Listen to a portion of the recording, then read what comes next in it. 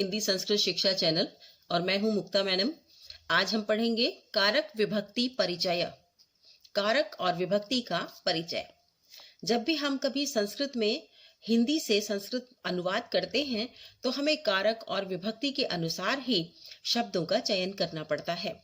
हमें शब्द रूप और क्रियापद यानी धातु रूपों को याद करना होता है और वाक्य के अनुसार उन्हें सही प्रकार से जमाना होता है। क्योंकि हिंदी और संस्कृत के वाक्यों में एक सामान्य सा अंतर ये होता है कि हिंदी के शब्दों को हम कहीं भी बदल कर नहीं रख सकते। वाक्य में हिंदी के शब्द जिस स्थान पर होते हैं हमें उन्हें उसी स्थान पर रखना होता है। जैसे राम श्याम को पुस्तक देता है तो हमें श्याम को बाद में रखना होगा और राम को पहले। किंतु अगर हम राम के स्थान पर श्याम लिख देंगे और श्याम के स्थान पर राम लिख देंगे तो इसका उल्टा अर्थ हो जाएगा कि श्याम राम को पुस्तक देता है। किंतु संस्कृत भाषा में ऐसा नहीं होता। आप किसी भी शब्द को वाक्य में उठाकर कहीं भी रख दीजिए, तब भी वह शब्द या वह वाक्य वैसा ही रहेगा, उसका अर्थ परिवर्तित नहीं होगा। इसीलिए कारक और विभक्ति का विशेष महत्व है, क्योंकि शब्दों के साथ विभक्तियां जुड़ी हुई होती हैं। तो चलिए आज हम कारक विभक्ति परिचय पढ़ते हैं, ताकि हमें हिंदी से संस्कृत अनुवाद करते समय कोई समस्या ना हो और हम अनुवाद एकदम सही और सटीक कर सकें। वाक्ये क्रियाया साक्षात अन्वय येन पदेन शब्देन सह भवति तत् पदम कारकम भवति। कारक क्या होता है यहाँ बताया गया है। कारक की परिभाषा दी गई है कि वाक्य में क्रिया का साक्षात अन्वय है, साक्षात संबंध जिस पद के साथ, जिस शब्द के साथ होता है उस पद को कारक कहते हैं। तो यहाँ शब्द एक अलग आया है, अन्वय। इसे आप नहीं समझ पाए होंगे। अन्वय शब्द के वैसे तो अनेक अर्थ होते हैं, किंतु इस वाक्य के अनुसार अन्वय शब्द का अर्थ है वाक्य में शब्दों का पारस्परिक संबंध। यानी कोई भी वाक्य जब हम लिखते हैं तो उसमें सभी शब्दों का आपस में पारस्परिक संबंध क्या है उसे हम अन्वय कहेंगे। तो वाक्य क्रियाया साक्षात अन्वय येन पदेन शब्देन सह भवति। यानी वाक्य में क्रिया का साक्षात संबंध जिस पद या शब्द से होता है तद पदम कारकम भवति, वह पद कारक कहलाता है। कारकाणाम अर्थम प्रकटयितुम येषां प्रत्ययानां संयोजनम शब्दः सह भवति ते प्रत्ययः कारक विभक्तये भवन्ति। कौन से प्रत्यय कारक विभक्ति कहलाते हैं यह स्पष्ट किया गया है कि कारकाणाम अर्थम प्रकटयितुम, कारकों के अर्थ को प्रकट करने के लिए, येषां प्रत्ययानां संयोजनम, जिन प्रत्ययों का संयोजन शब्दै सह भवति, शब्दों के साथ होता है, ते प्रत्यय, वे प्रत्यय कारक विभक्ति होते हैं, वे प्रत्यय कारक विभक्ति कहलाते हैं। अब यहाँ पर बहुत ही सुंदर उदाहरण दिया हुआ है। यथा एक पूरा वाक्य दिया गया है, इसमें सारी विभक्तियां आ जाती हैं और हमें समझने में बहुत ही सुगमता रहती है। छात्राः दशरथस्य सुतः रामः दंडकारण्यात् लंकां गत्वा युद्धे रावणं बाणेन हत्वा विभीषणाय लंका राज्यम अयच्छत्। आप यदि इस वाक्य को याद कर लेते हैं और इन विभक्तियों को समझ लेते हैं तो आप निश्चित रूप से कोई भी वाक्य बनाते समय सही विभक्ति लगाने में सक्षम हो जाएंगे। हालांकि कारकों के अनुसार जब हम विभक्ति लगाते हैं उसके अलावा कुछ अनुवाद के नियम भी होते हैं और उन अनुवाद के नियमों के अनुसार हमें एक निश्चित विभक्ति का प्रयोग करना होता है। अनुवाद के नियम मैंने एक दूसरे वीडियो में आपको बताए हैं, तो अनुवाद के नियम पर आधारित जो वीडियो मैं आगे बनाऊंगी उसे आप देख लीजिएगा।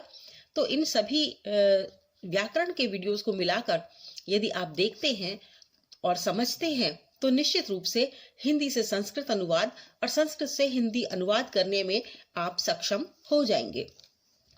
अब हम इसकी व्याख्या करते हैं। यथा छात्राः दशरथस्य सुतः रामः दण्डकारण्यात् लंकां गत्वा युद्धे रावणं बाणेन हत्वा विभीषणाय लंका राज्यम अयच्छत्। यह एक पूर्ण वाक्य है कि छात्रों, दशरथ के पुत्र राम दंडकारण्य से लंका जाकर युद्ध में रावण को बाण से मारकर विभीषण को लंका राज्य देते हैं।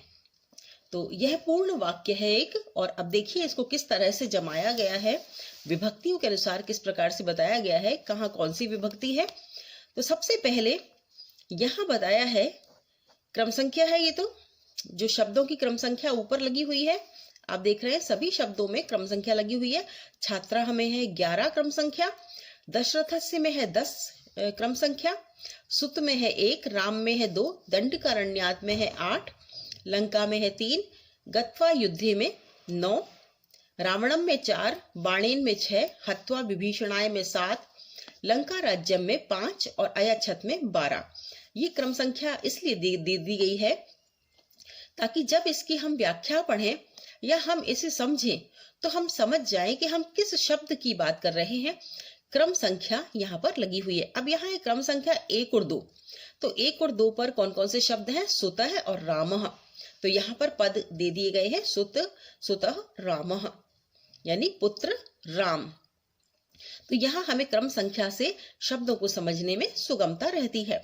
सुतः राम है। अब इसमें कारक कौन सा है? कर्ता। और विभक्ति कौन सी आएगी? प्रथमा। ये पूरा चार्ट दिया गया है। तो जहां संज्ञा शब्द होते हैं या सर्वनाम शब्द होते हैं तो वहां कर्ता के साथ यदि जो कर्ता है उसके साथ कर्तरी प्रथमा, यह एक नियम है, कर्ता में प्रथमा विभक्ति आती है। इसके बाद देखिए क्रम संख्या दे रखी है 3, 4, 5 यानी लंका, रावणम और लंका राज्यम। हम इन 3 शब्दों की चर्चा करेंगे और ये तीनों शब्द किस विभक्ति में आते हैं? अम विभक्ति लगी हुई है, लंकाम, रावणम, लंका राज्यम। तो अम विभक्ति अधिकतर द्वितीय विभक्ति के एक वचन में आती है। तो ये कौन सा कारक हुआ? ये हुआ कर्म कारक, क्योंकि कर्म का चिन्ह क्या है? कर्ता का चिन्ह है कर्ता ने, कर्म को। तो कर्म को, रावण को, लंका को और लंका राज्य को, तो ये सब द्वितीय विभक्ति में आएंगे। अब है 6 नंबर का। 6 नंबर पर है गत्वा युद्धे। 6 नंबर पर है ये बाणेन। बाणेन शब्द आया है 6 नंबर पर।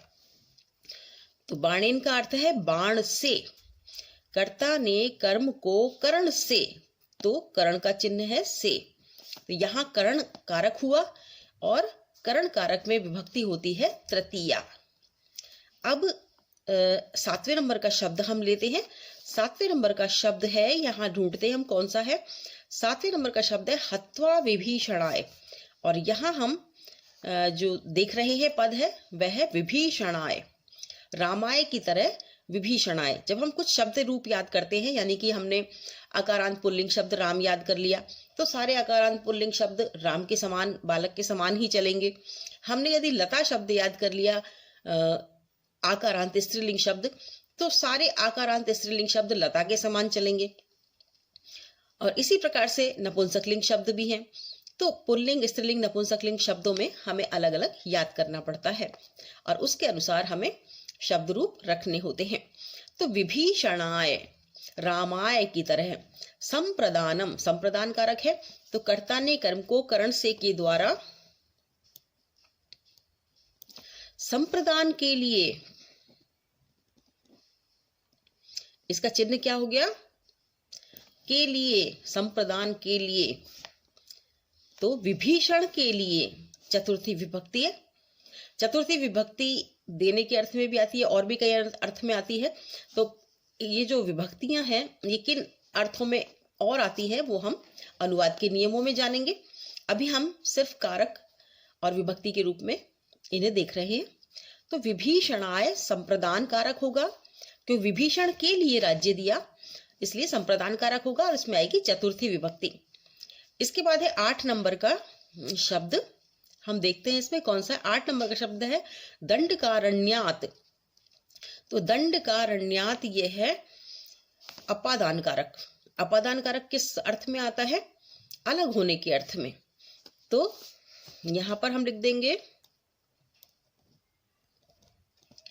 अलग होने के अर्थ में ये आता है। तो अपादान कारक में आती है पंचमी विभक्ति, जैसे दंडकारण्यात या दंडकारण्य से। वो लंका गए थे तो इसलिए दंडकारण्य से अलग हुए और लंका की तरफ प्रस्थान किया। जिस प्रकार से हम एक वाक्य बना सकते हैं कि रामः विद्यालयात् गृहं गच्छति, तो विद्यालय से अलग हो रहा है और घर की ओर जा रहा है। इसके बाद है युद्धे। युद्ध में ये अधिकरण कारक है और सप्तमी विभक्ति है। अधिकरण कारक का चिन्ह कौन सा क्या होता है? में पर। में पर,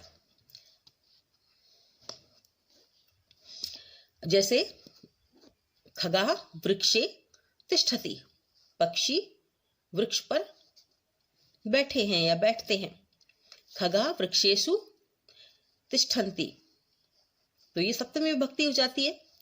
और इसमें भी सप्तमी विभक्ति है, वो बहुवचन है, ये एक वचन है। युद्धे, युद्ध में, रामे की तरह, युद्धे अधिकरण कारक आ गया, में पर इसका चिन्ह आ जाएगा और इसमें है सप्तमी विभक्ति। तो इस प्रकार से हम किस प्रकार से जानेंगे कि इसमें कौन सी विभक्ति का शब्द आएगा, इस चार्ट के अनुसार हम जान सकते हैं। और इसमें विशेष जो दिया हुआ है, षष्ठी विभक्ति अर्थ संबंध है अस्ति। षष्ठी विभक्ति का अर्थ संबंध है। संबंध संबोधनम च कारकम न भवति, संबंध और संबोधन कारक नहीं होते हैं। उदाहरणम दशरथस्य, 10वें नंबर पर जो दशरथस्य दे रखा है, और हे छात्रा 11वें नंबर पर दे रखा है। ये देखिए हे छात्रा सबसे पहले, क्योंकि संबोधन कर रहे हैं छात्रों को। इसका वाक्य से कोई संबंध नहीं है।